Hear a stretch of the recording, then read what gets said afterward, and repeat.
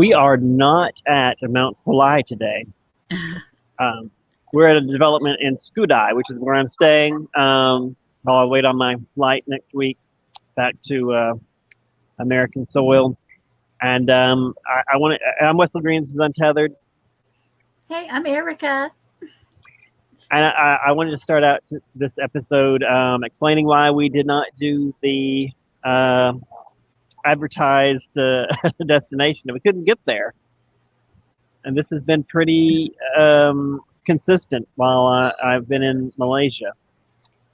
As much as I really like this country for so many reasons, the food is fantastic and the people are nice and there's lots to see and do. But the one drawback, the one thing that kills it, that makes me second guess advising anyone to come, is that transportation is so difficult. And when I say difficult, I mean it's either difficult or it's expensive. You choose. You could take cabs everywhere. It would have been about a $40 round trip to go to this place, if we had taken a cab all the way from here. I was going to have to take a cab part of the way anyway, but the bus, I was going to go to a town that's closer, or a community that's closer on the bus, but the bus never showed up, and I had to take a cab to get to the bus stop. And once I got there, I went and waited for about an hour. The bus that was posted online never showed up. There's no information at any bus stop that I've been to anywhere in Malaysia. Maybe Kuala Lumpur is an exception, but mostly there's no information. I was waiting on a 6-lane highway for the bus to show up, and several buses passed. Some passed so fast that I couldn't even catch the bus number. So I don't know if that was it, but there was not a single bus that passed that bus stop that could have stopped if it had been the right one and I tried to flag it down. And I did see some that had the name of the community, so I could have gotten closer, but because I didn't expect them and I didn't, I was thinking the bus was going to show up, I didn't flag them down. But there were so few of them, even in that course of that hour. And I don't think if I tried to flag them down, they could have stopped, because they're going, highway speed. And but anyway, that's been the case everywhere I've gone in Malaysia so far. And I've harped on this a lot, and I hope American viewers are listening, because the development style and the transit availability here is only slightly better than the U.S. And I say it's slightly better. The U.S. is far worse for this. We're an hour outside of Johor, Bahru, and if we were an hour outside an American city, there wouldn't be any buses at all. Mm-hmm.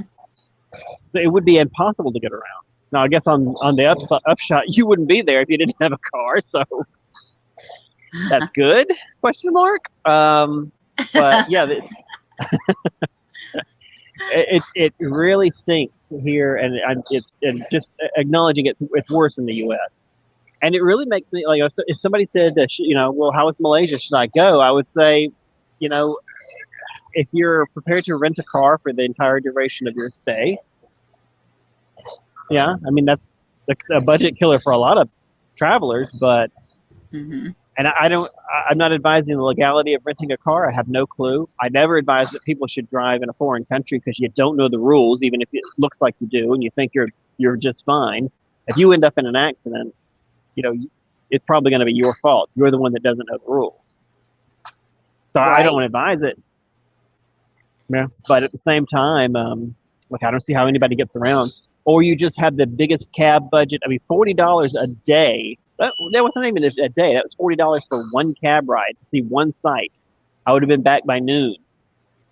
And then what do you do with the rest of the day? You don't leave the hotel because you just spent $40. You blew your transportation budget. That's most people's transportation budget for a week. Yeah. So people would have to go. I mean, just like you did when you were in the different areas, like you stayed in Georgetown and walked around Georgetown. So they'd have to be prepared to walk everywhere to do something there. Then they'd have to maybe use transit, like the mass transit, just to get to the larger destination, but not within the cities, obviously. And then you get to that place, and then you be prepared to stay in a spot where you can also walk around. And yeah, because otherwise they'd have to spend They'd have to spend an extra 1,000 just to have rides everywhere for like a week or two. Well, maybe Yeah, like 2 weeks. Like if you spent 100, no, if you spent 100 a day, 7 days, you know what I mean? Like yeah, to get around. yeah. I mean, it's either that or you're flying a great distance to go on a vacation, and spending most of your time staying in a hotel. I mean, honestly, since I've been in Malaysia, I've spent 90% of my time in the hotel. I don't leave because it's too expensive and too difficult. I mean, you got to plan ahead the whole to block out at least half a day to go see one thing and do one thing. It's really crazy because there's a lot of nice stuff here. Even here in Johor, which is just a suburb, there's a ton of stuff to see, but we're not seeing them. I'm taking the opportunity. I'll have to change the title of the stream later. Sorry, because nobody's tuning in live, so I'll just change it for people in the future. But we're going to spend some time just around this development right here. We're in a neighborhood, not neighborhood, a district or something, I guess, called Skudai, which is outside of Johor Bahru. And it's a development style that is common here. And it's adapted to this low-density suburban style, but is actually workable. One thing I can say is if they just improved their transit, they would probably have a decent network of little communities, and it wouldn't be too difficult to do. Like in the U.S., we don't have a lot of hope for that because our strip malls are not designed this way, and you'll see what I mean. You'll see the differences. It seems superficial at first, but I hope to point out exactly what makes this different and a little better. Now, it would be better just to develop a city, like human civilization has been doing for 5,000 years, but except for the last, 100. But actually, that's not even true. Most places in the world still develop normal cities, but societies that have readily available oil and auto manufacturers, we've noted already, they develop differently because that car just changes everything. But the first thing I want to show you, I want to flip the camera around, and I want to show you this food court I'm in. We've done food courts already on the show, so you're familiar with the concept. But this is just an average one. Like the one we did before was Maxwell Food Center, which is a really popular one in Singapore. And while that is absolutely, a great archetype, this is an average one. It's just the one that's here in this development, close to my hotel. The food is cheap. The food is good. You get lots of options. Let's get up and start a walk here. Nasi lemak. They're open at different times of day. A lot of them are closed because it's about 10 a.m. So we're really after breakfast, before lunch. But the vendors open and close at whatever times they want. These are just small businesses. I just got, and then here in the center, I guess I should point out. Here in the center is the drink stand. She was waving. She did. I waved at her. She was adorable. Okay, let's see. You come in and you go to order food at the whatever station you pick, and then you sit down and they'll bring the food to you. But the drinks person will come and get your order and bring it from the drink stand. So there's always one. There's always a drink stand there in the middle of a food court. If you recall, in Singapore, that one had like 15 drink stands, which meant you had to go pick the one you wanted and order from them. What a hassle! I think there's a markup too. I think that the waiters don't want you ordering from the counter because I think they mark it up like 50 cents, which is fine by me. I'd rather do that and then just tell me what the price is than have to guess what the tip should be. All right, so this is really the only parking area. that we have in this little development. This is all commercial. There's no housing here. But I think that could change fairly easily if they wanted to, you know, turn it that way.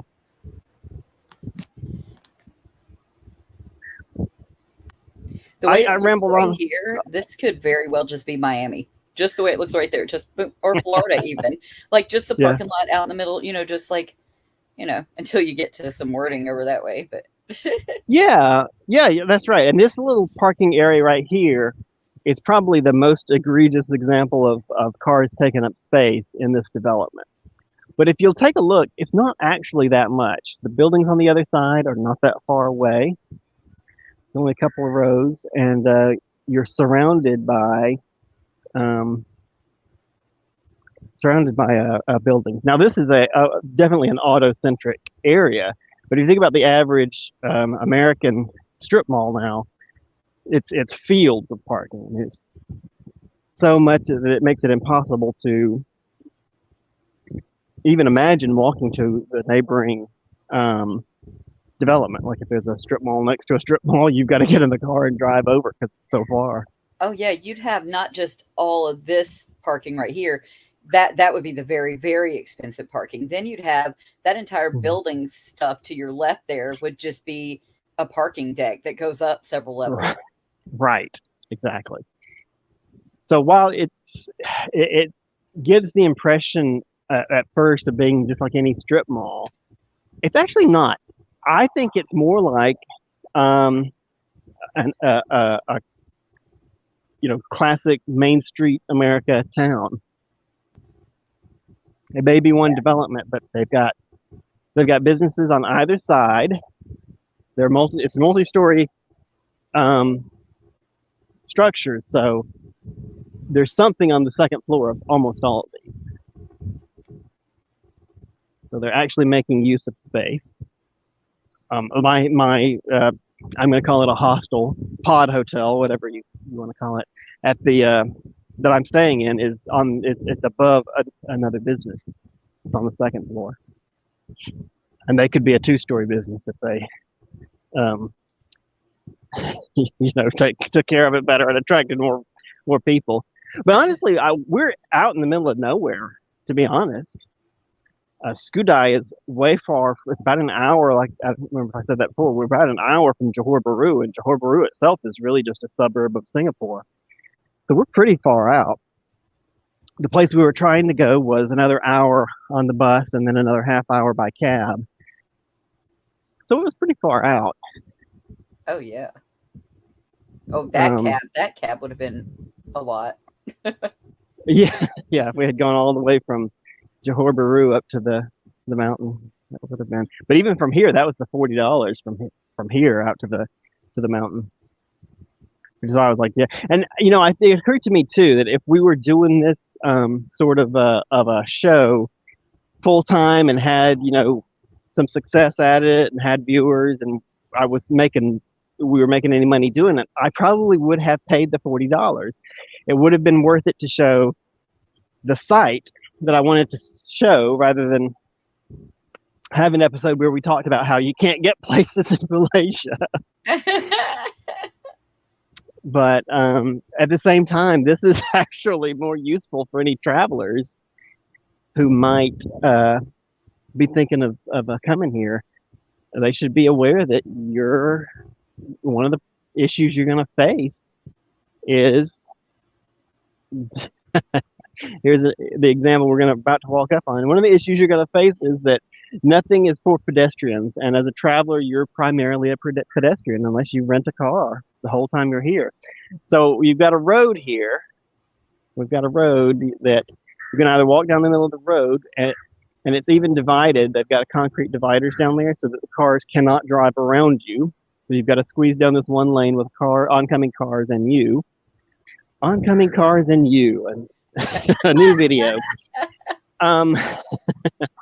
So the other thing is, okay, well, we'll walk up here, but the sidewalk, which is not, I'm guessing, a public sidewalk, they don't treat it as one. The sidewalk is this business, this bar, which they don't care in at 10 a.m. I'm guessing that I'm walking through. But if it were later in the evening and they had customers, they probably wouldn't want you using it as a sidewalk. So there's no way to get through. And there's even construction on the other side, so you can't cross over there. I guess the moral of the story is, much like America, much like America, no thought is given at all.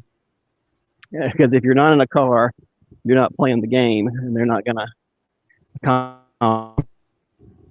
But also, I'd like to repeat that as much as I'm complaining about the situation here, it's much worse in the U.S.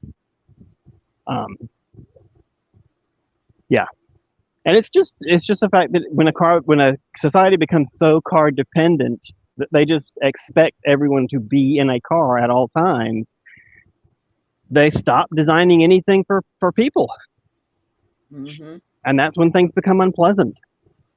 Because a society where you can't get out of a car, even if you're a driver, most people want to be able to get out at some point. So what we're looking at right now, the thing I'm going out of my way to show you, this is an alleyway. We stopped using it.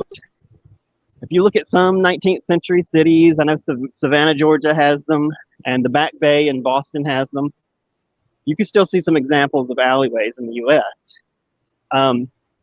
This is what they actually are and what they're for. And that's just to say they're for, I'd just say more practical uses. Maybe the employees park their cars back here. They're not taking up space in front. Maybe the trash collector comes and uses it so that you don't have a bunch of trash going in front. Deliveries can be made back here. They're for all the practical purposes.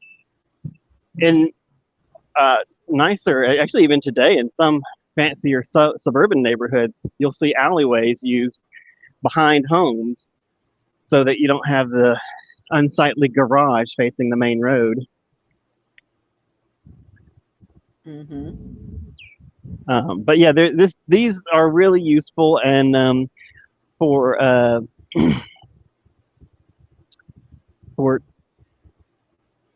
tighter, denser development. And that's what I find interesting about these. They're half strip mall, although it is a very big strip mall. But they're half strip mall because it's just a string of stores. There's no residential around here, and it's half city. It is really developed in the way that a city would be developed, with just missing the people. Right, because the people don't a lot of them commute from there to work in Singapore. Well, I mean, a lot do, but not like as a percentage of the population. It's not like it's a majority of the people here. This is a fully functioning city in and of itself. It's not that that it would go away if Singapore disappeared. And yet it almost certainly wouldn't be here in the first place if Singapore weren't here. But it's large enough now that it's self-sustaining and it has its own industry and its own offices. And it probably depends a lot on the business coming out of Singapore. But and there are a lot of commuters, but I don't think it's such a huge number that it would make it comparable to a U.S. suburb. And that's just because of the practicality of commuting. I think we saw the other day the line on the causeway of trucks and buses and all the things they have not made it really easy to commute across that border. And they may never. And that's just because the benefits of creating a setup where people are consistently commuting down to Singapore from here, the benefits would accrue to Singapore, not to Johor Bahru. They would be losing money. So they want the connection, they want the business connections, but I don't think they want a substantial number of people going down there every day. look at all the thing. I mean, this is a really good use of these alleyways and everything anyway, to not have those ugly units that you see off the back of all of these. Because Oh yeah. some places they do have the units there, but they try and like compensate for those units on the front of some of the places by having really bright colors. Yeah. It fools me. Like, I could barely hear these 10,000 air conditioning units because the colors are so bright. All of my they senses got are me with that overloaded. Oyo hotel with the rainbows. I'm like, ooh, look at that! It did obscure the like 10 things they had sticking off the front of the place. That's what they're for, though. I mean, it's just for all those kind of industrial stuff and just practical uses and stuff that's not necessarily something you want to put on the front of a building to show everyone. All right, I think we've seen the alleys. And I've always, like, I like to show that because I always love alleyways. They're so practical. And I don't get why more places don't use them. And if you go to a city that's old enough that it's pre-alleyway, like the French Quarter of New Orleans, you'll see the problem. The French Quarter constantly stinks because everybody has to put their garbage out directly in front of their business, and the garbage then promptly gets soaking wet because it's so wet in New Orleans all the time. And hot.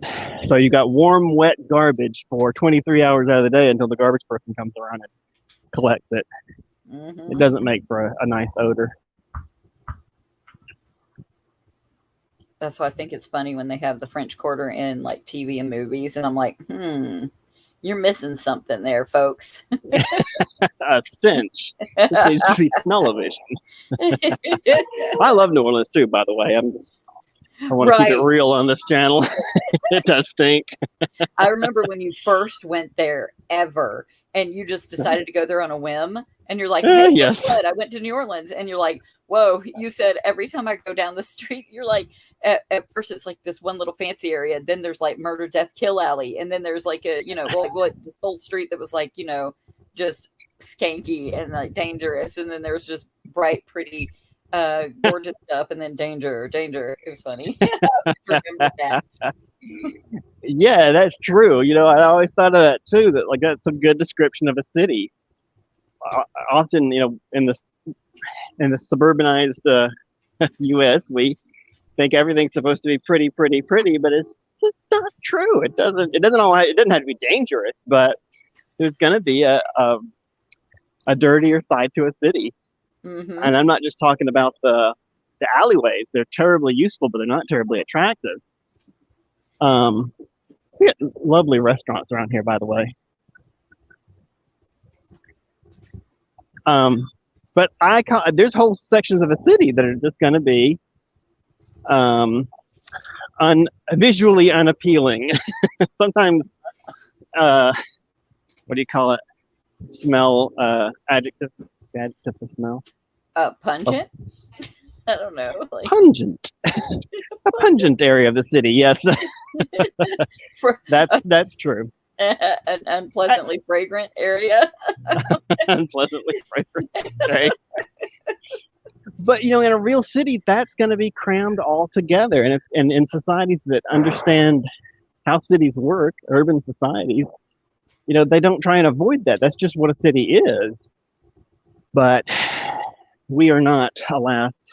I mean, in the U.S., we're not an urban society, so we don't get that yet. I always want to get rid of things that don't look nice. Oh, it doesn't look nice. We can't have it in the city. But yeah, that's just part of the city. I've deemed it urban awful. OFFAL. Yeah. Urban awful. That's my term I'm trying to coin. But yeah, I mean, it's just parts that don't look appealing, but they're necessary. And sometimes they're necessary for the functioning of the city, and sometimes they're just nice. They're good. They just don't look nice. Not everything has to look nice. Sometimes things can look bad and still be good. We're looking at you, New York. All right, yeah. Because I'd when I like to think of spend more. trash piled up on the sides of the roads, like in front of businesses and, you know, I mean, tightly compacted funk, but also pretty stuff and just functionality and everything. There you go. So Now watching that's a it. lot of New York videos, and that's one thing I've seen a common theme of just piled up trash all over the place everywhere. I mean, it's going to get picked up, but there's so many people and businesses there that it's all out in the front. I mean, they have it in the back Yeah. too. Actually, they do still have some alleys and stuff like that. But Yeah. hey, New your York has puppy alleys too. dog.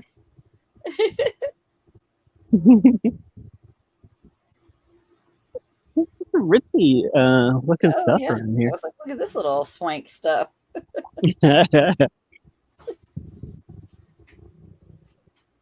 Well, this is. I'm putting this up as an example. This is actually an especially fancy area. I stayed a few nights on the other side of town, um, with a similarly laid out area.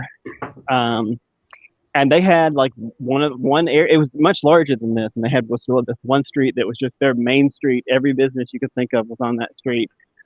But all throughout the area, there were plenty of restaurants and small businesses. You remember the area I stayed in was actually a lot of warehouses and shipping and Mm-hmm. that sort of stuff. So I mean, it was like the whole city is laid out like this. This is especially geared towards um, shoppers.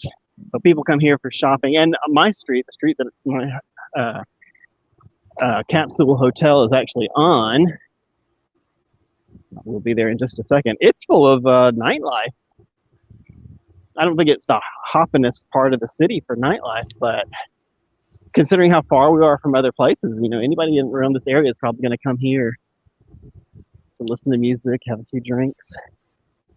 Now we're here at 10 a.m., so you'll just be seeing these in the middle of the day. But this is interesting to me because it's very much simulating a town, but it's obviously one development that was just built all at once. And I mean, it had some advantages. Like if you'll look at the actual buildings, they're all built in one style. So while it reminds me of like the storefronts along an American Main Street, in any small town, it shares some aesthetics with just a regular strip mall, which is what I was referring to it as earlier. But clearly, as we've walked around, there's a lot more to this than there is in your average strip mall. This is a large area. I mean, honestly, even with stuff that's aged there or things that are just a little bit dingy, it still looks more visually pleasing than seeing a really homogenized, like just flat facade, nothing decorative strip mall. You know what I'm talking about, like the ones that Right, yeah. everything looks, just the same and it's just boring. Yeah, absolutely, yeah. Yeah, and I mean, part of it is just that it's working economically. For all the design efforts that always get put into these sorts of developments, none of it comes across if the place is empty and they can't find a tenant and it's just nothing is ever done to it because everything here is occupied. So each business has designed and marketed itself independently, which means you get an interesting facade, or at least a somewhat interesting facade. Right. Of, well, and they're able to do next. that. They're whoever they're renting from, or I don't know. You know how some developments here they have a strict rule on what the facade should look like and everything too.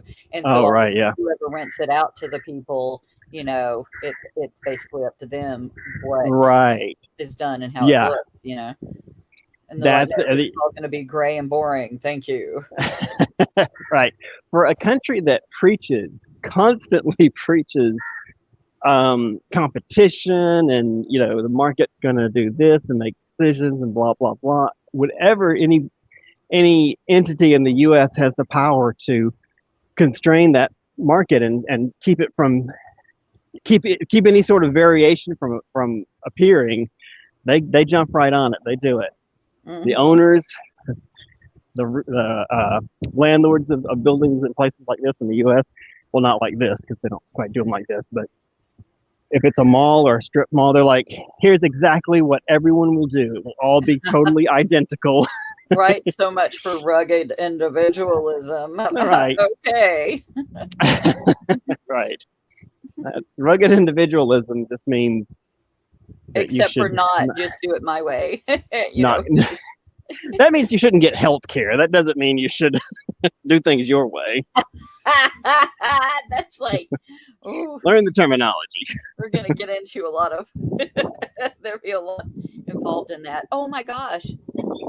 Speaking of things that suck here, since I just wanted to segue into that one, there's the 40% of the formula that's made here. You know how we recently just had the formula crisis. Well, it's back Right. Yeah. because they had just started mass producing it again at the Abbott factory, and there was a huge storm, and the factory flooded, and now it's going to be shut down again. And it produces 40% of the formula. Now there's something about a monopoly and whatnot, but you know, I bet you there's formula there in Malaysia. It probably is, but you can't get to it because the bus never shows up. You have to walk to get that sucker. You have to take a cab to get to a main bus. Oh, look at that! To get to a main bus to be able to get to the store to get it. Yeah, I just want to reiterate how insane that was to begin with, that I just accepted since I've been here for a couple of months now. So I'm like, yeah, okay, I guess that's the way it works here. Is that I had to take a cab to get to a bus stop on a highway. Forget that the bus never showed up, but I was going to a highway so that I could get to a community close enough to a place that I could get to. See how much would it have been? So that I could get to my final destination for a $6 one-way $6 cab ride. So cab to a bus to a cab. And probably would have been still, if I had achieved all of it, it would have been about a $15 round trip for what, you know what, I hate to stop the stream right in the middle here, but I just want to know what it would have been in a car. All of this hilarious hijinks. Maybe it would have been farther than I thought. Come on, Google, you're never any good. Why do you suck so bad? Mount Kulai sucks so bad. Okay, 41 minutes. That was for a 41, and I would have spent. Make sure I'm still able to be heard. So it would have been 41 minutes in a car, for what would have been about 4 hours and $15 on buses and cabs. 4 hours round trip, I should say. 4 hours round trip. Ridiculous. So much money. It is. I mean, if it's going to be that long on a bus, it should be really, really cheap, not $15. That should be. It only costs $20 to go the entire length of the country when I first got here. So, just to reiterate, urban transit in Malaysia is awful. It wasn't good in Kuala Lumpur either. Better than here, but not very good. Yeah. Well, and we don't have anything in Cartersville, Georgia, though. You know what I mean? Right. Yeah. So again, to compare it to the U.S., I'm saying it's almost as bad as the U.S. because it's nearly unusable. But in the U.S., like if you're trying to get from Cartersville to Atlanta on public transportation, you'll have to wait several decades till they start the service. I was going to say there is none. You definitely have to get a ride. You have to get an Uber or a Lyft, and get to, if you don't have a car or someone else that has a car that could give you a ride there, to Cobb County. And I think you could basically get to Cobb Transit, and then get from Cobb Transit to get to where MARTA is, to a certain area. But that's it. Right. But again, I mean, and when you look at how things are worse elsewhere, it still doesn't help where you are at the moment, though. You know, you still right? No, of course, yeah. and this is mostly useful, I'm sure, for people coming to visit Malaysia who want to know, should I visit Malaysia, and if so, what do I do while I'm here? And if those are your questions, man, it's off the backpackers list for obvious reasons. Anybody on a budget, the budget would be shattered the first first time you had to go anywhere in Malaysia. And the really bad part about that is it's not an expensive country except for this one thing. It's actually it's fairly cheap to get around. I don't know. I wouldn't say it's as cheap as other Southeast Asian countries, but considering the level of development here, it's pretty cheap, except for transportation.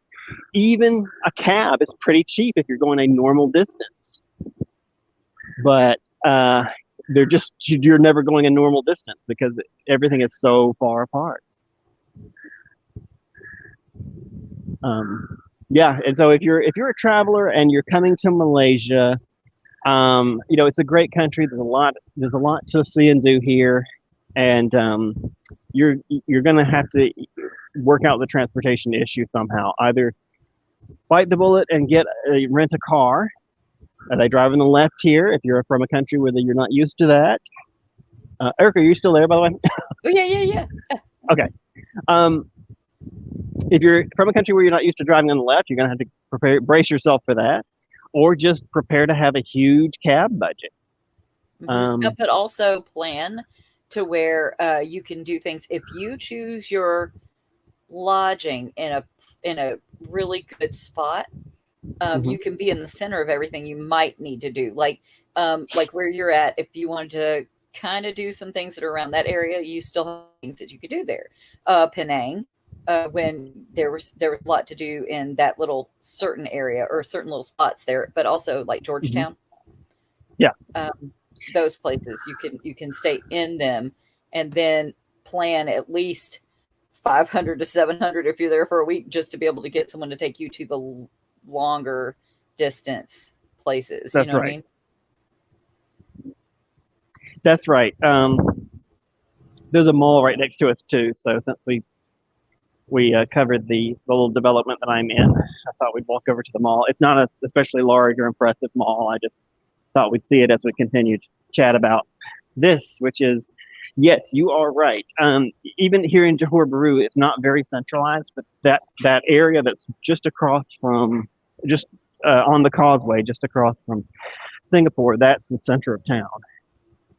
And there is a small town there. And again, it's a lot like a U.S. city where, you have a very small area that you might consider urban. And then it immediately fizzles out and becomes suburban, outside of that. But if you stay in that small area, you're pretty well centralized. Unfortunately, because it's so small, that drives the prices of hotels up there pretty substantially. But if you want to locate in the best place to keep your transport budget down, that would be it. And that's true if you're going to ride a bus, and it's true if you're going to take a cab, because it just gets those distances down as much as possible. Mm-hmm. Oh yeah. Also pick the places where that there are like central stations for the buses. Because you're at least going to be able to get a bus to somewhere. But once you get that central station bus to a smaller area, you better be prepared to have a cab to get back anywhere. Well, that's right. That's right. Just like when I was waiting this morning, I was at a bus stop. There was no information posted at the bus stop. So if I hadn't done research ahead of time, I wouldn't have had any idea which buses were coming or where they might be going. And as it turned out, it didn't matter anyway, because they didn't end up coming. But I don't think I've been downstairs here.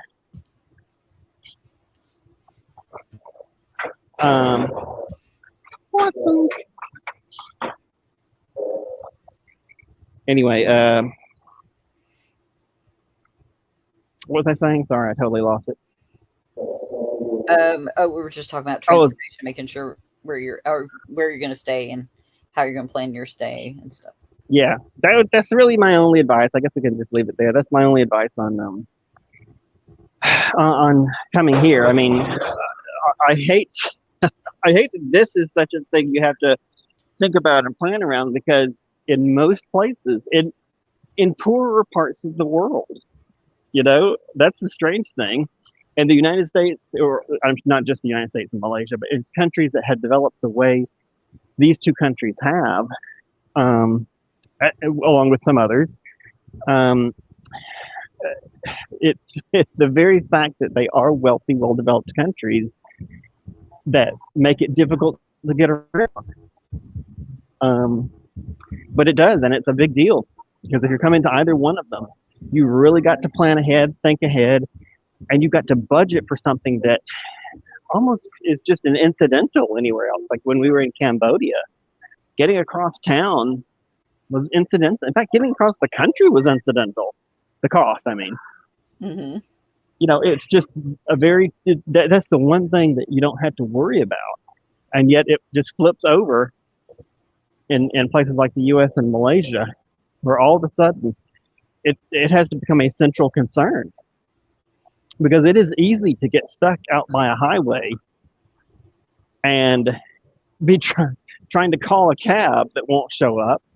And you don't hail cabs. It's much like in the US in that sense. You know, there's no such thing as hailing cabs here. Again, a little better than the US if possible, but you could easily end up in a spot where no cab is going to come by. No transportation. When there is public transportation, there's no information available. So you find the bus stop, but it's just a covered bench, you know. And again, in the US, it's not a covered bench. It's a stick in the ground that says bus stop, and that's it. And no bus ever shows up. Mm-hmm.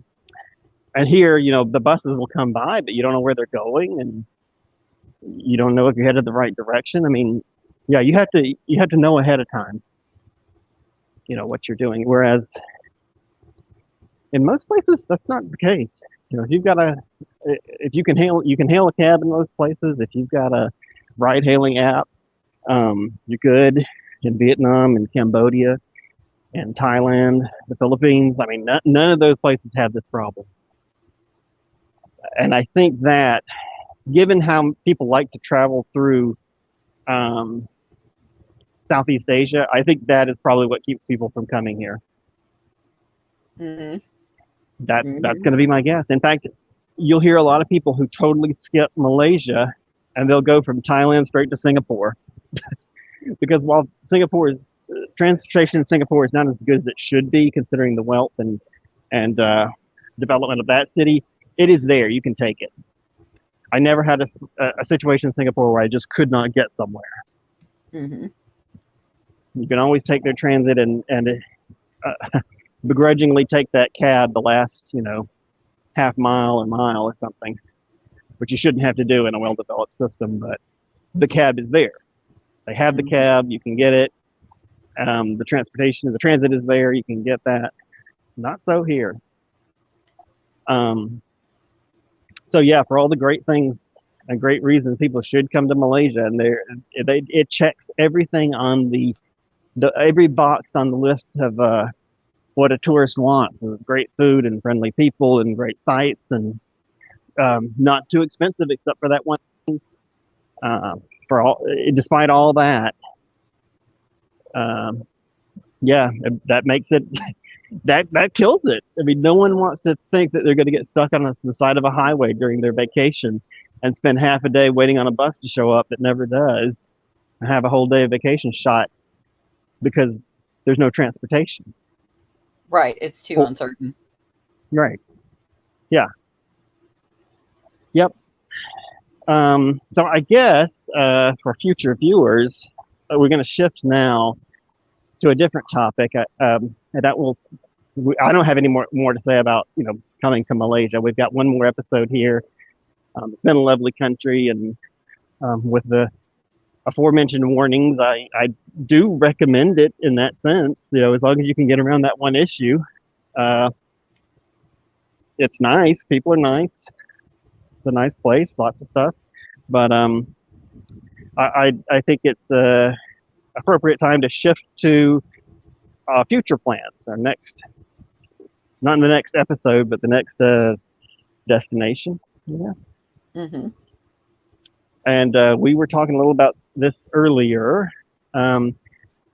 We have long been trying to get into China.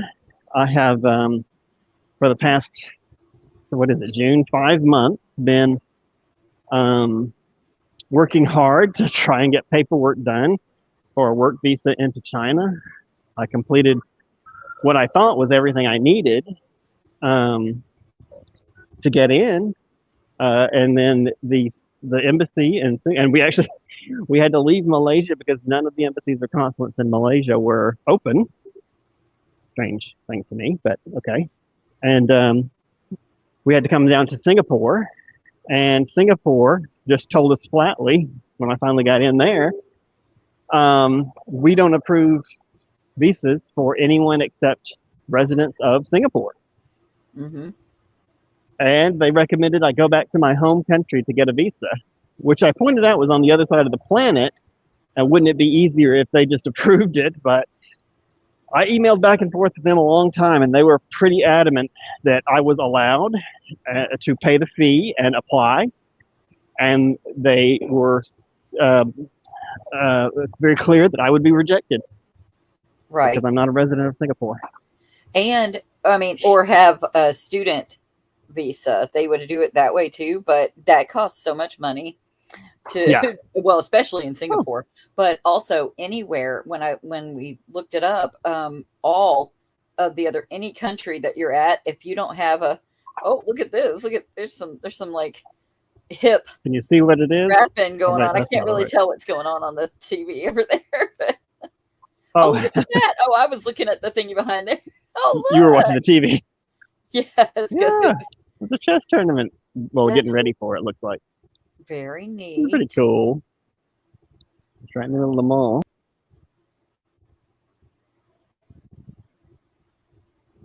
I mean, I don't feel like we do stuff like this in our malls. As much as I'm drawing a lot of parallels between the U.S. and Malaysia, I don't think we do chess tournaments in the mall, do we? No, that's definitely not happening at Town Center Mall in Kennesaw. Now, if there's a chess tournament, anything like that would be, it would have to be in Atlanta or maybe just outside the perimeter. And that would be it. Yeah. Yeah, that's true. Maybe they would have it there. Unfortunately, we're not from the chess tournament part of the South. I'm sure there's better areas. If Kennesaw had a tournament, I think it would be a bang your head on a rock tournament. It'd be a guns tournament. That's it. Yes. Guns. Who can love guns the most? Specify it, just be called guns. And people just stand around with them. Actually, they do have those, don't they? This right here that you see right there, that would be in one of the, like a convention center, or they do if it's a smaller one like that, they would do it in what do you call it? Like the part of the hotel where they rent out the. Oh yeah. I don't know, conference rooms. Conference, that's the word. That's the other C word. That's the C word I'm looking for. Now, did I come in at this level or the next one up? I forget. Oh my gosh, I don't remember what was on the level when you got on. I'm on the level. I'm always on the level. Sorry, that was a terrible joke. Oh, no. Oh, there's actually a rap song called Get on My Level. So I was just thinking of that.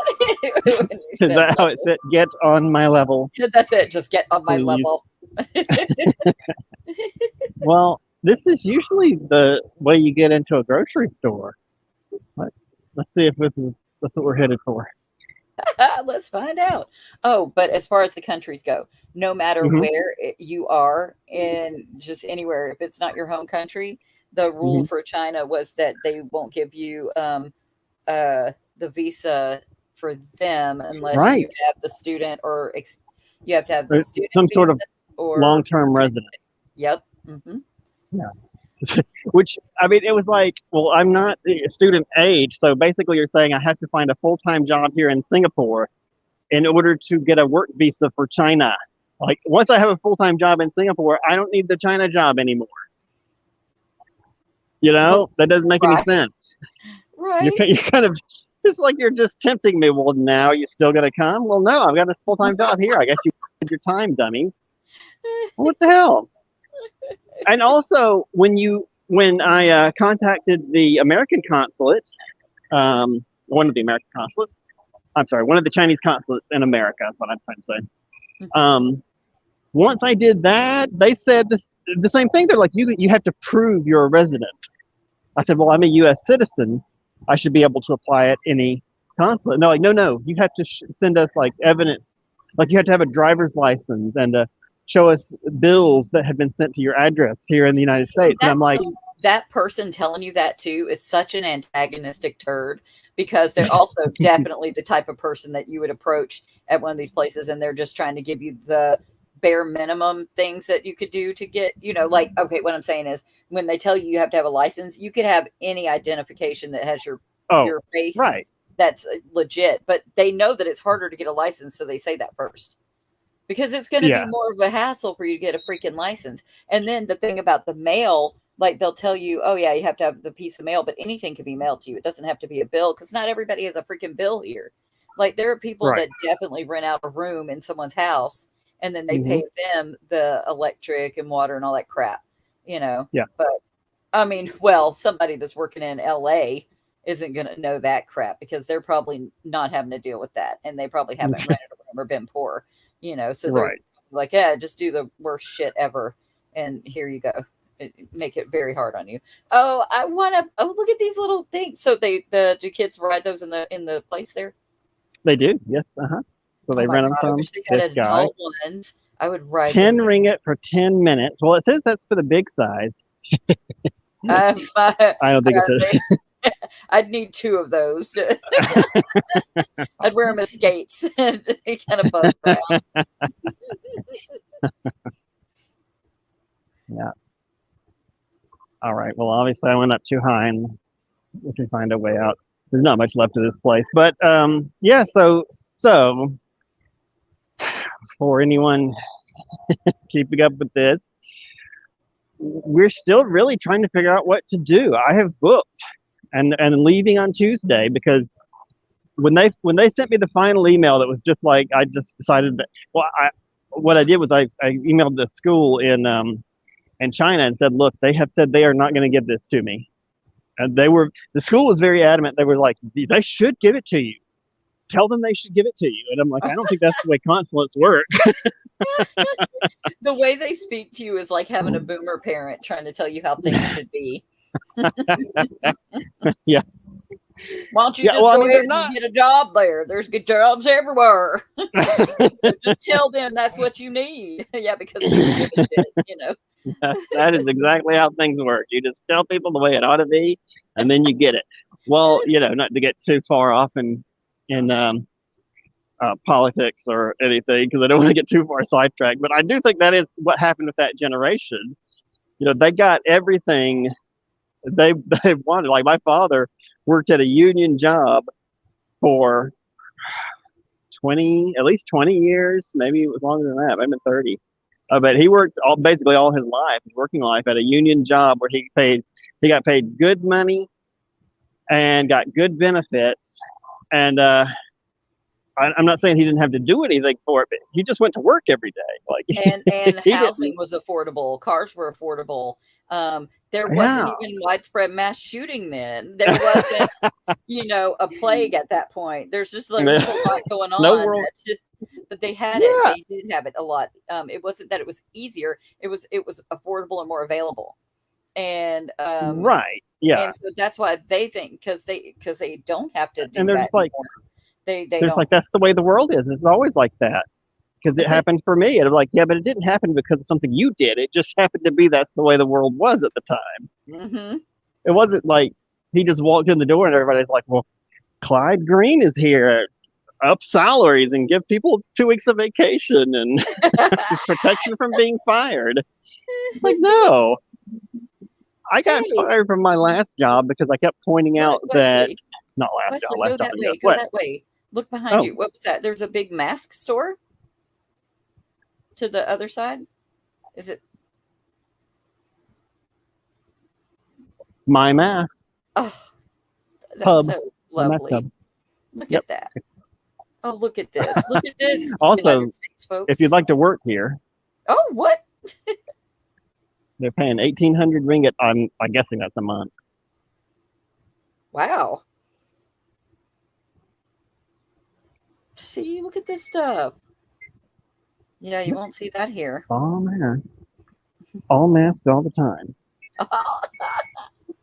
Well, and children's t-shirts. All right, they're not just masks. But mostly they're masks. Nano silver surgical mask. Oh, it's all one brand too. Simply K is their brand name. Oh, They're look all at masks. this. I want some superhero things. Superhero masks, yeah.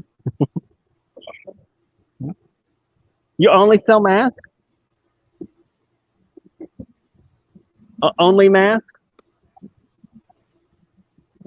Yeah, only masks.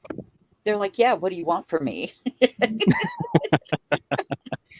to confirm it. Oh, look! This is cute. It's a little girl's dress made of masks.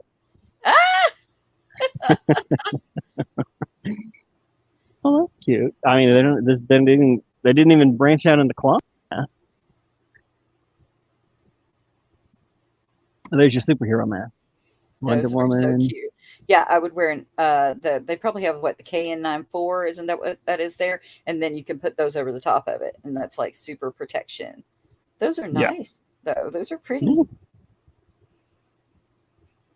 I think it's pleasant seeing that there's a freaking mask store. So I'm just saying. That's what caught your eye, I know. Thank you. I mean, all the food did too, because I'm like hungry. Also food. Let's I want to eat and also not die of the plague. My two favorite things. Not dying of hunger or the plague. Oh, there was no chance I was going to die of hunger, to be honest. I mean, I could find anything to eat. Go back to the eat anywhere. So I guess, I mean, that's kind of where we're at on the China thing. We're not in a good place. I got to be honest.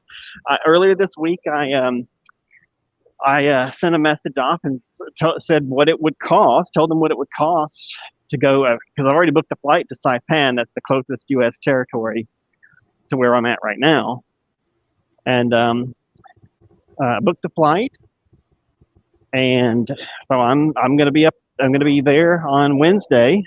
I told them what it would cost for an apartment, and for an American apartment, honestly, it's not expensive. But I told them what it would cost to get the apartment, and everything I needed to pay down to get an address in the U.S. And what else? Oh, and the return flight, which I just had to estimate. Because I told them, I was like, there's no return flights right now, but we can imagine the price, and here it is. And of course, in order to do the imagine the price, you've got to connect through. I picked Incheon, which is a reasonable place to expect I might be stopping. Mm-hmm. And then she messaged. Well, she didn't say anything to me all week. She's let the entire week go by. She said she had to talk to the board, the owners of the school. And then today, when I said, hello, was there any response on this? Because I'll be there on Wednesday. She's like, well, they want to know if you have to stay over in Korea. Is that going to cost money? And I responded to her, I don't know, period. And then I didn't address that anymore. I said, I need to know if you guys can help me find a place to stay, or make sure I have a place to stay on Wednesday when I arrive, because otherwise I need to find, an alternative. Because right now I'm just going to show up in Saipan on Wednesday with nowhere to stay and no money. Mm-hmm. And I was like, I don't mean, I'll be honest, I'm growing a little short with them. They can only see what they put into it, and they've sent me money. They've sent me, a couple $1,000. But I told them when this started, I said I have no money, and I'd love to get into China, and if you can, put the money up front, then we can do this. But this is where I thought the amusement park was earlier in the week, but apparently it was a it was a fair, a traveling fair that had just been here, and so someone put it on Google because that's exactly what you do when there's something temporary. You put it on Google Maps. Oh my gosh. That's Anyway, that's what it was. That's what was going on. yeah, Okay, that's what's great. But happening. these people, if they don't send the money for you to get to them, like you could probably work something out to where you could be in Saipan, you know what I mean? But Yeah. you got to be able to get to China to do the job. Like if they were willing to have have you have a exorbitantly like overpriced flight to begin with, they have the money to do it, but they're just like, wait, but what? I mean, why at this point, do they have to Well, be? I think the problem is that it's a board of people that are making these decisions. They're trying to it's a group of owners of the school who are trying to manage the situation. And the problem is like this is a moment by moment situation, right? Like it's every moment things change. I don't know if there was a better solution to forcing, or you really can't force an embassy to do anything. They pretty much do whatever they want. Right. But to try and force the situation and get them to approve this visa, I don't know if there was a better answer to that, because I don't think that there's anyone in charge that's making the decisions that can say, look, this is what we're going to do. The one thing I will say, the school I worked for, the last school I worked for in Shenzhou, the owner did everything because it was a new school and he didn't really have a staff to do it.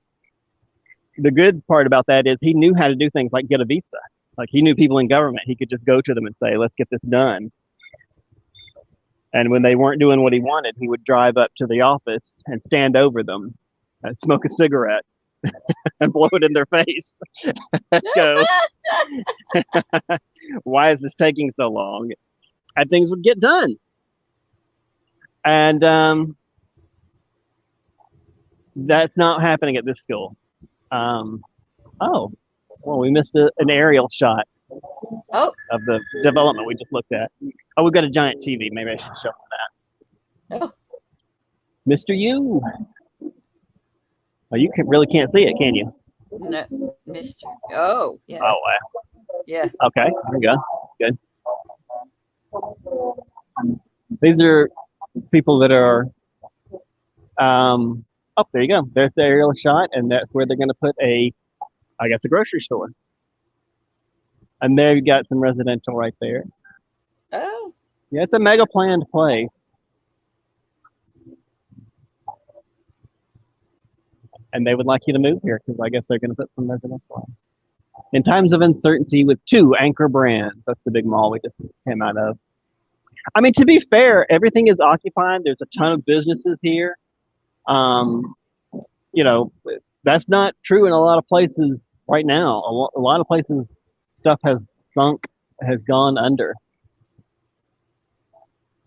Oh, they're going to remodel it. It's going to be a Tudor-inspired facade. I don't think that's going to help.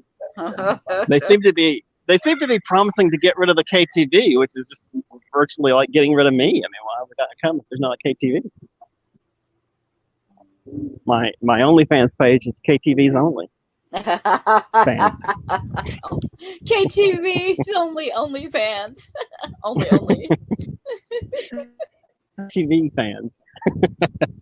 Oh goodness, that's a wire. I don't want to hit that. You don't want me walking across it, I guess.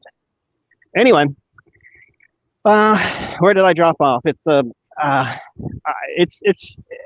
they're not able to make these decisions in the system that they currently have. So the lady that was helping me, Mama Fish, she is now finishing her dissertation for her PhD. So she's not helping me anymore. So now I'm starting from scratch with a new girl whom I don't know.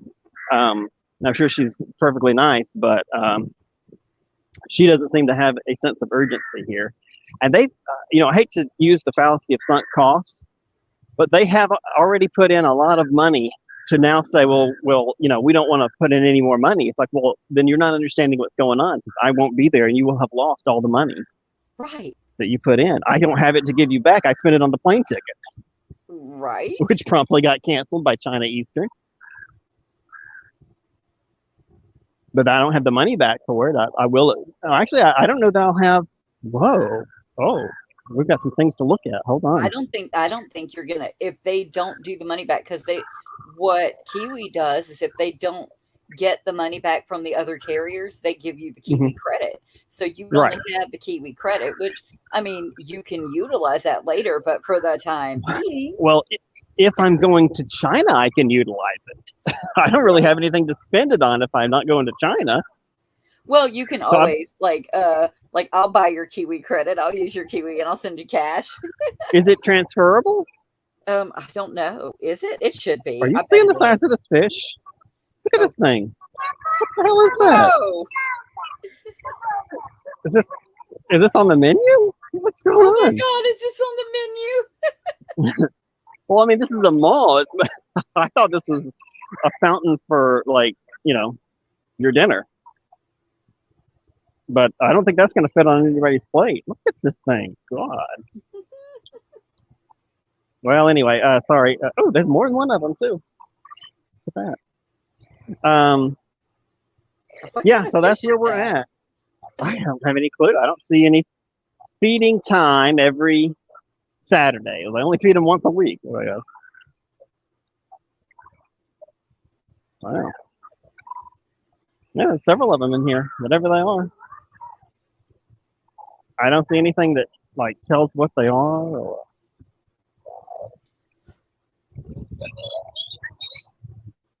That's a big fish, though. You never know what you'll find in the shopping mall in Malaysia. Giant fish. Yeah, I don't. So I guess we've been talking a while about this now, so maybe that's all we have. But I'm just trying to inform people who might watch in the future what's going on with the China visa. I mean, this could be it. As much as we have worked for 5 months to make this happen, if I can't get a permanent residence in Saipan, I can't even apply for the visa. It seems like a stupid place to drop it, but my real worry is that I can't get them to understand that they need to send the money pronto. Because if I get there and don't have a place to stay, then, I mean, I don't know what happens, but it probably, getting to China will suddenly become a very secondary goal. Oh, you know what I mean? Right.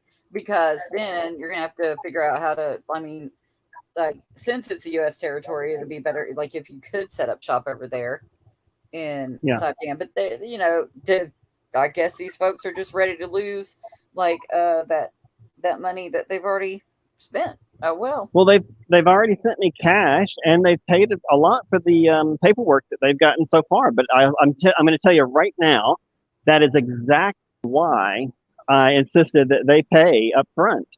Let's talk this way instead. For the paperwork, because I foresaw something idiotic happening along the way, where they're telling me I can get there. Come on,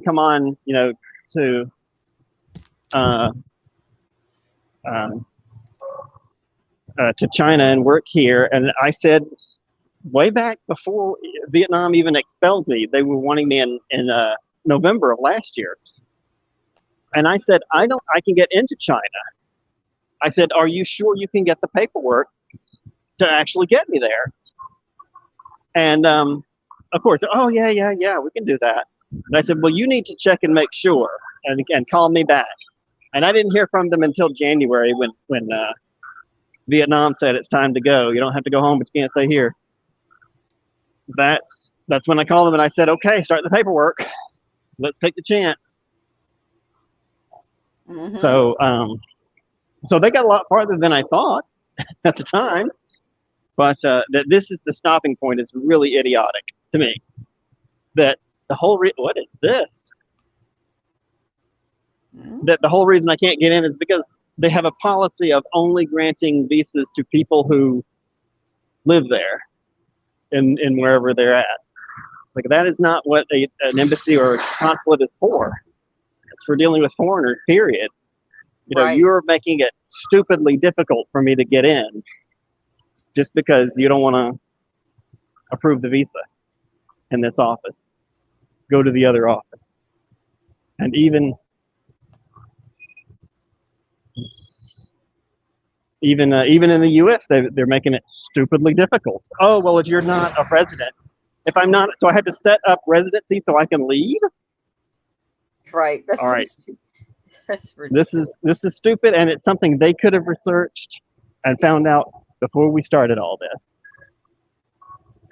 Also, this is Art Street. I just saw that. It is, yeah. Sorry, I'm glad you broke in with that since I was ranting. Yeah, I thought it was looking really cool. Oh.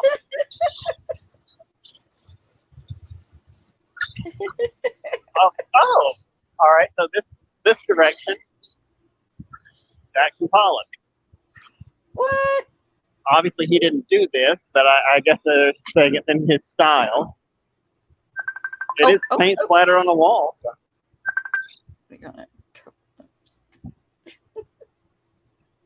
American painter, major figure. Well, we know about Jackson Pollock. This next one, this direction is Yayoi Kusama. That's the one that we were going to look at. That's the one that the kids went to. They went. Is that her? Yep, that's her. Yayoi Kusama. That's also the one that has one of the art installations in Singapore. So if we go to the Flower Dome, we'll see her art installation there too. Hopefully, we will make it back to the Flower Dome one day. The Flower Dome. We don't need another. We don't need another flower. Like we said, blossom. I think we need to rewrite this.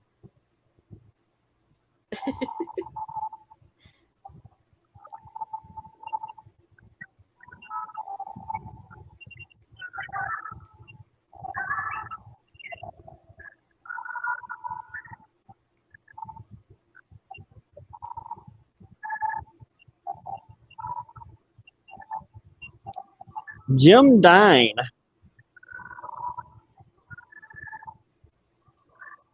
I don't know him. I don't know you, Jim. Well, let me tell you about him. He was born in Cincinnati, Ohio, graduated from Walnut Hills High School, went to the University of Cincinnati. In 1953, he attended evening classes, the Art Academy of Cincinnati. Dine received a BFA from Ohio University in 1957. Well, dang.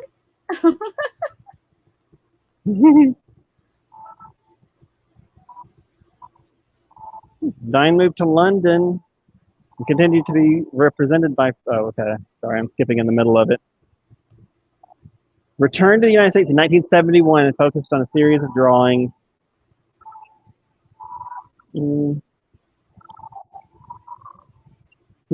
He's 81.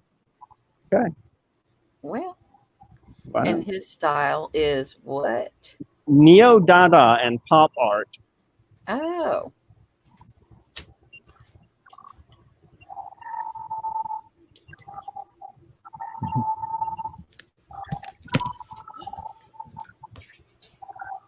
That needs to be on a t-shirt.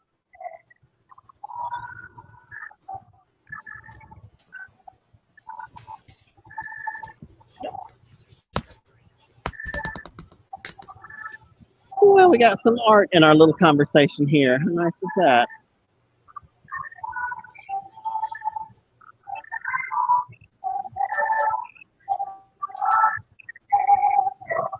Can you hear the music right now?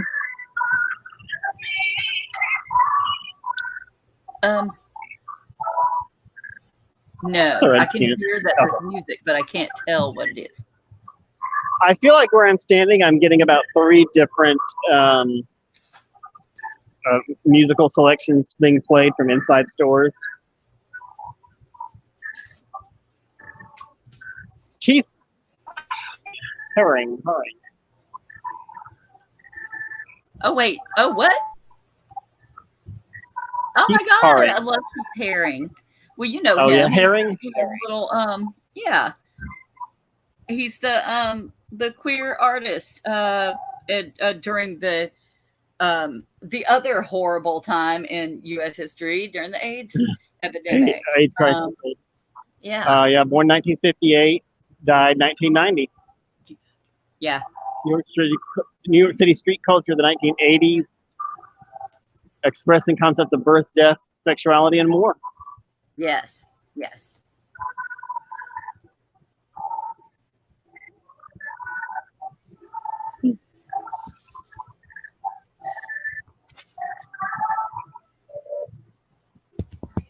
Now this one is clearly a different installation. Not sure who it's by. They don't have the artist. You think that maybe some of the ones that don't have like the artists, that maybe there's just like local people that made some stuff? No, I think I'm making a joke. They just put some work in progress signs here. They're just storing them. No, I'm talking about like those little extra things like they have down the way. Like, I don't know who made those little teddy bear things, but you saw those, right? As you're going through there, there's like big bears or something. Unless I just don't have my glasses on, I couldn't tell what those big I think they're each done by the artist, but by the artist of that section. Oh. Is this Haring stuff? Do you think this is his? If it looks like, oh yeah, that's all definitely that style. That's his style. Where it shows, it's like a pop thing, but also like what do you call it? Like emoji persons. Before emojis were a thing, like clip art. That's what his stuff reminded me of. I mean, obviously, his stuff is better than clip art, but people really came up with those clip art people from it. Based on his stuff. Yeah, I mean, obviously that's a very familiar style too. I've seen it plenty of times. I'm not sure why malls and these types of like must have every moment of their experience there. Seems like it would drive people out quickly, as it's doing to me. I guess you can't hear it, but here in the parking garage, I'm just hearing music from every direction, and it's echoing, so it sounds like 10 different things playing at the same time. Oh, it's like when the rednecks play all their music outside at the Walmart. At the Walmart? Down the street. Yeah, they're like, we're going to come hang out and blast our stuff. Yeah. That's right. That's what it is. Now, this is not a small parking garage, I should note. We were talking about how there was much less parking over in the other part of the development, but this is not a small parking garage. It's multi-storied, and it goes on for quite a ways.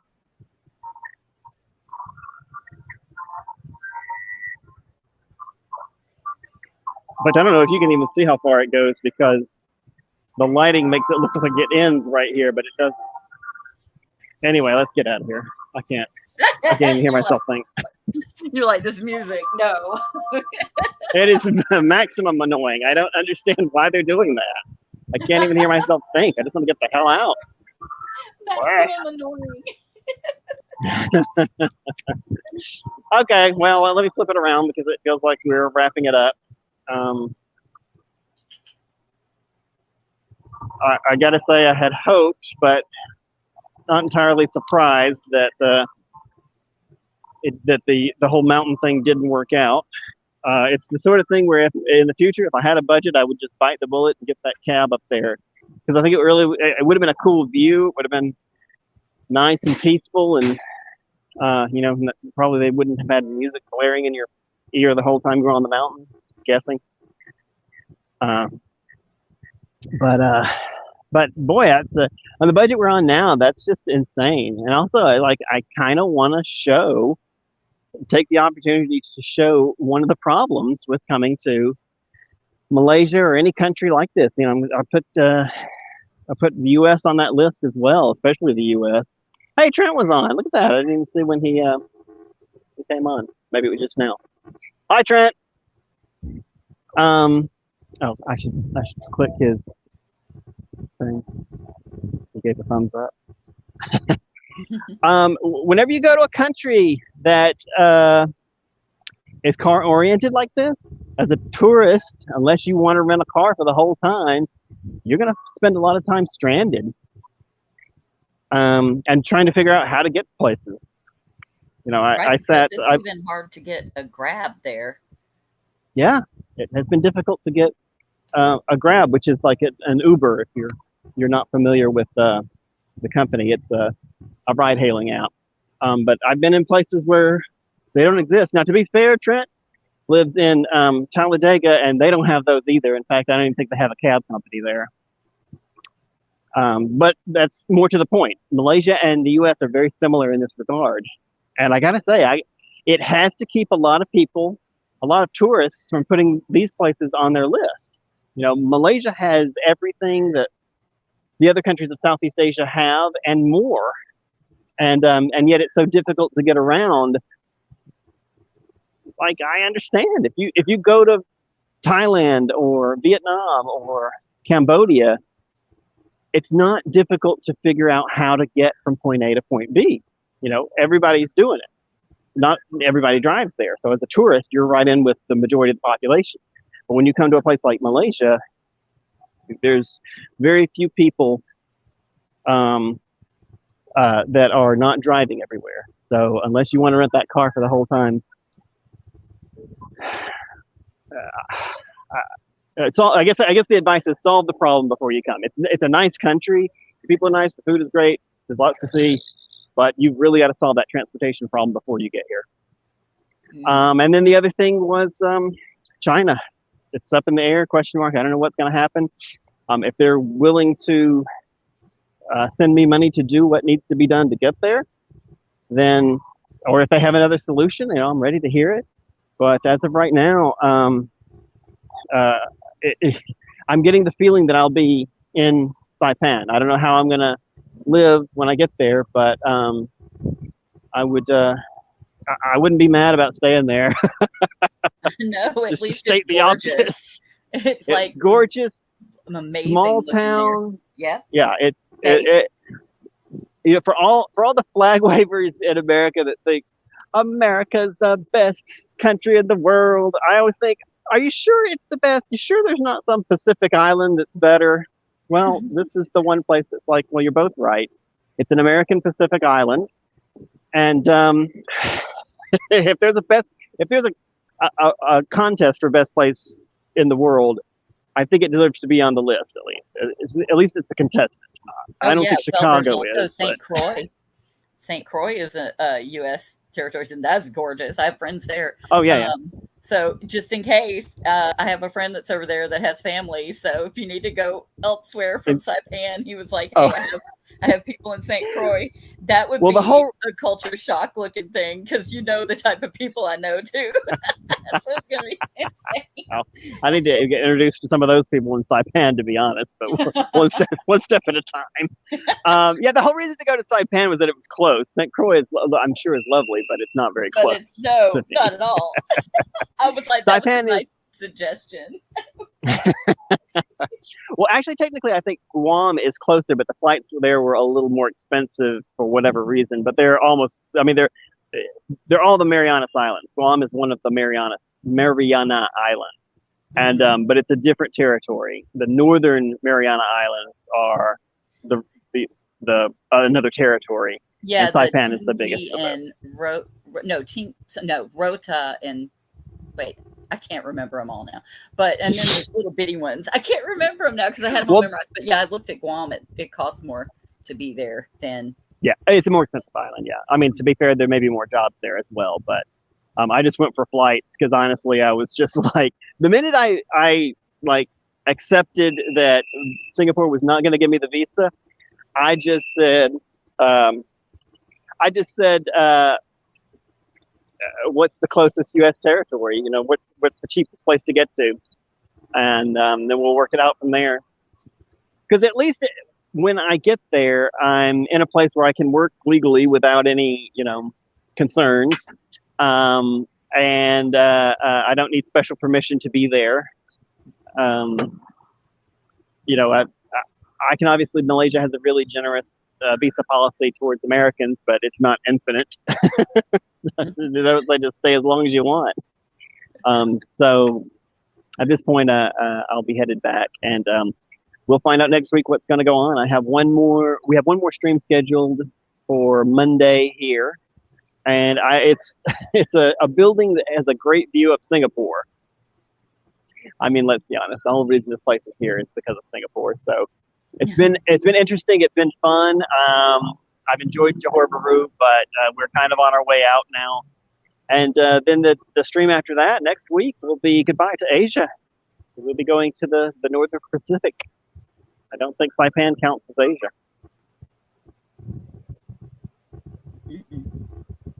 And there you have it. All right. Well, that's it. That's the show. Thanks to everybody in the future tuned in. Trent, I see you're not on anymore, but he tuned in for a few minutes. And well, maybe he is. There's an eyeball up there now, so it's one person's tuned in. But you've tuned in just for the end of the stream. We've kind of toured it. If you want to see an interesting commercial development here in Malaysia, then you should see this. It is not the title is not correct because we couldn't get there, and that explanation is what we've been talking about for the past hour and a half, along with my trip to or my job in China, which we don't know if that's even going to happen. So feel free to review later for that. To anyone who watches in the future, thanks a lot. If you go to the top of the YouTube channel, our YouTube channel, you'll see links to my social media. You can follow along with what's going on, and a lot more of this will make sense to you. You can also find a link to the Patreon if you're interested in supporting the channel. We hope to do more. We hope to keep doing these streams. And as I mentioned, budgetary issues almost constantly on the show. The more we have resources we have to do streams in the future, the more. Oh, he watched. He says, yeah. Yeah. The more resources we have, the more we can do. Like maybe get that cab ride, and we can actually see the mountain instead of the commercial development, and whatever else comes along. There are always little things we want to do on the show that we don't get to because we have those constraints. But after next Tuesday, we'll be in Saipan, so I have no idea what the situation is going to be there. I don't know what the transportation situation is going to be. I've spent the past hour and a half bashing U.S. transit, which it deserves. And I don't know if that's going to be true on Saipan. We'll have to wait and see. It's a very small island. There's no ride-hailing apps listed for it. So we'll find out. You'll find out with us. That's why we live stream. We don't know before we go. We do it live. Erica, do you have anything else you want to tell the viewers? Oh, just to add to what you were saying about monetary support for things. I mean, Wesley's going to Saipan. It's islands. There's islands all around. There's all kinds of adventures to participate in, to be had, things to do. You want to see Wesley do some crazy things, do some diving or whatever. There's some spots for snorkeling. We can't do the live snorkeling, but I can get a case for the phone, and we can actually go in and get the video, and we will live view the video of me snorkeling. Radio signals won't penetrate water, so this just never going to happen. That we're going to do the underwater live, unless I run a cord to the surface, maybe. But I think probably we'll just review. But that won't happen live. But we will do it if we can get some supporters and some people interested in watching. We will definitely do it. And there's tons of stuff there. You may be familiar with other channels that gallivant around Southeast Asia and show beautiful beaches. And we have not succumbed to that temptation to just go to an easy beach and show the beach. We didn't do that. But we will in Saipan because that's all that's there. It's a beautiful island. Surrounded by smaller, beautiful islands. Yeah, there's a lot to do out on the water and at the beach. And I mean, that's what we'll be doing. I'm going to also try and investigate food. We both love food. We both love to see what's going on with food. And I don't know if there's much of a culinary, tradition of Saipan. Oh, but I do know there's a lot of different cultures there. Yes, that's what I was going to say. The history and the people there, the Pacific Islanders. and then also the other Asian influences there too. There's going to be a lot to do and see and eat. And yeah, I'm really excited about the food because, whatever, I'm me. This is going to be fun. Well, I always like to eat everything. I don't have the lexicon for food that I wish I had. But maybe we can develop that as we go. You can teach me a lot, I'm sure, because you know more about food than I do. And I just shove a lot in my face, but I'm really good at it. All right. So thanks to everyone for tuning in. Next week, we will be in Saipan. Whatever else happens. Even if I have to do a from the street episode, spending the night on the street again. I've been homeless 2 nights since this craziness started in January, so maybe my permanent situation when I get to Saipan, it'll be the on the street live stream from living on the street. I'm joking, but not joking. I'm not joking at all. I have no idea what's going to happen when I get there. But I leave out on Tuesday. That'll be our last episode in Asia. And we have one on Monday as well. So tune in for that. And thanks to everyone for tuning in. Thanks to you, Erica, for joining me again for this lovely commercial development that we saw instead of a mountain. Thank you. All right. Bye. Enjoy the next video. Dog in a